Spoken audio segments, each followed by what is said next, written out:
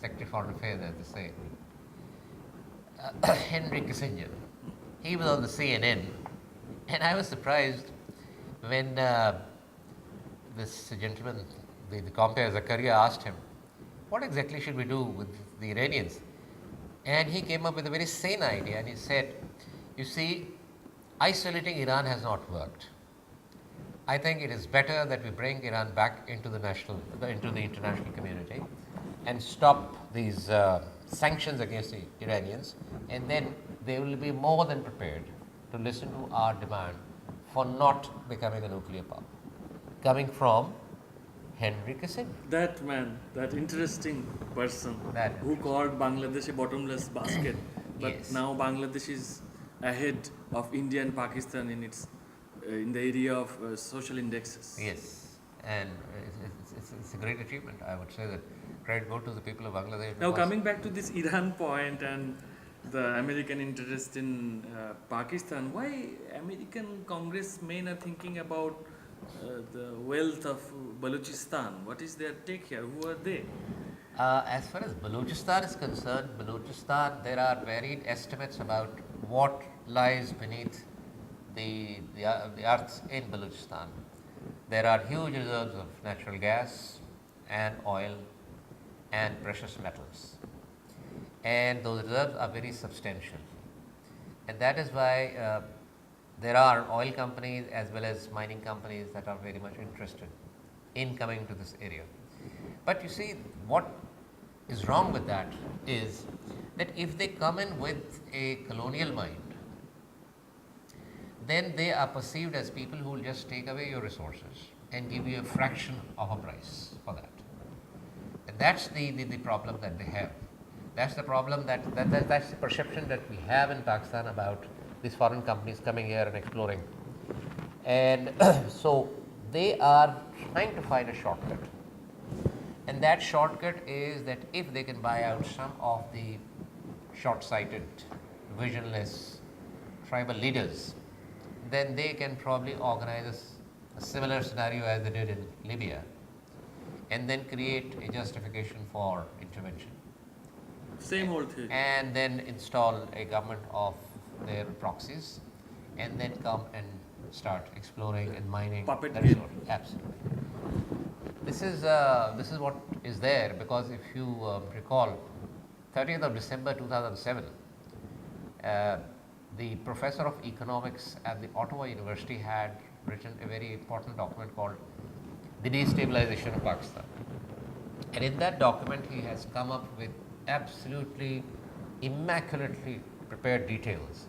And the astonishing part is that those details are turning into realities, because he has largely focused on that in that article on Balochistan.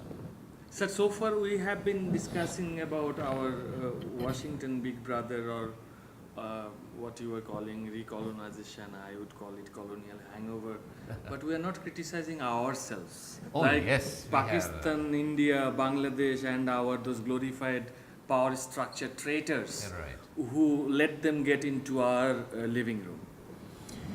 I don't know. I mean, we are still the media in Pakistan is still very supportive of democracy. I am no opponent of democracy, but what I foresee, I mean, you can see all over the world, starting from the United States right down to the whole of Europe, where you have the mother of all parliaments, right? What is the situation now? They had democracies.